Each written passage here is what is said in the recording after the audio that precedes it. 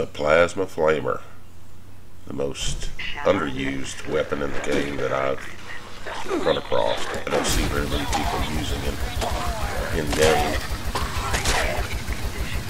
As you can see, it is cutting right through the ghouls with no problem at all.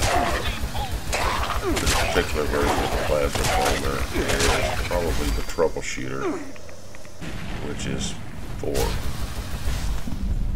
best against robots, but as you can see, it tears through just about anything in its path.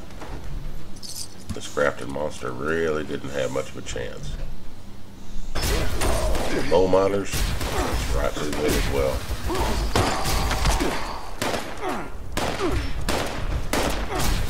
Now this weapon doesn't have a whole lot of range on it, so you do have to get pretty close to use it.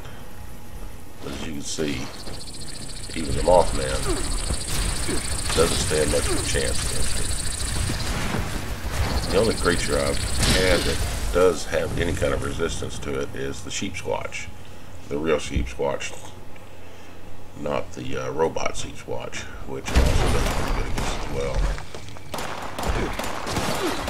These cultists, they don't stand much of a chance against it either. This version I'm using right here is the Vampire Legendary, which sucks the life out of them and gives it to you, which is pretty handy, especially against very tough close combat situations, especially with multiple enemies. The Vampire really does well.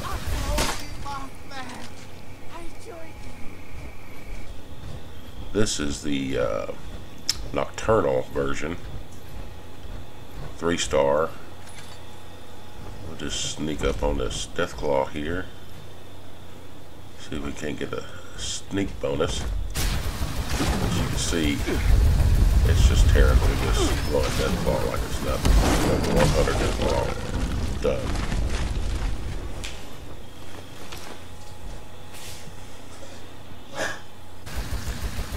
And of course, Yagwai, which I find probably one of the most difficult enemies in the game, because they knock you around. Even in power armor, they knock me around. Stagger you.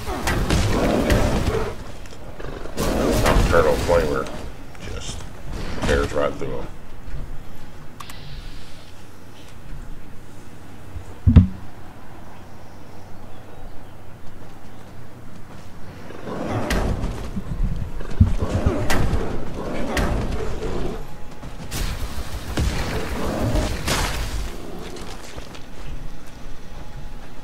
One of my rituals in the game is hunting down Yagwai and Salagassers for the acid.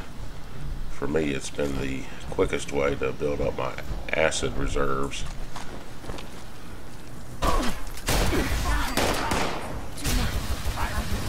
Mowing down some more cultists.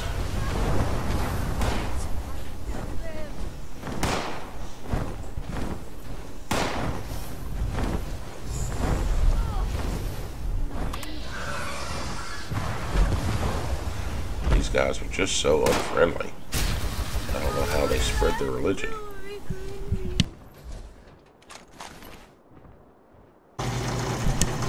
Here is the stats on the Nocturnal Tactical Plasma Rifle.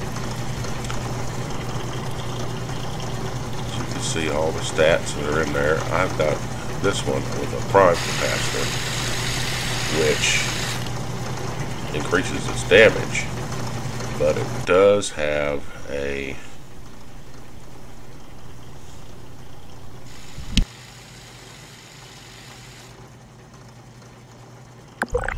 downside.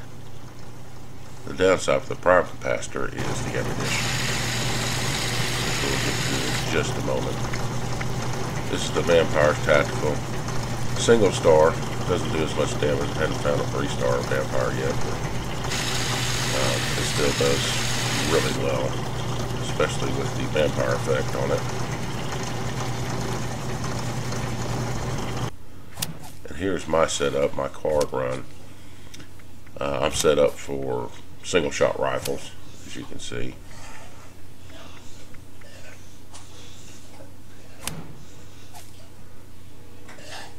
And of course running Bloody Mess for an extra little kick.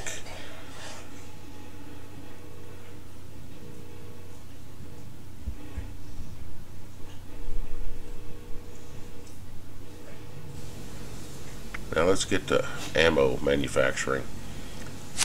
Perk screen, where your perk cards are at the very top, there's legendary perks. Get into that, and then you have to buy these legendary cards. I'm sure most of you know about this, but I run into quite a few people that didn't know that there was a legendary card option. But I highly suggest the Ammo Factory, because you can see how many plasma cartridges you can make for this weapon, and that's just your not primed ammunition. Now this is the primed ultrasonic ammunition. As you can see, with the ammo perk card plus the legendary ammo perk card, each round makes 540 rounds. The problem is that pure cobalt flux. That's kind of difficult to get. Most of the nukes being dropped are being dropped on the Scorch Queen, and there is only 2 cobalt flux in that region. So sometimes I have to go in and launch a nuke at somewhere like the Toxic Valley, where there's a lot more of the cobalt flux. Stay on your toes. The wasteland is merciless.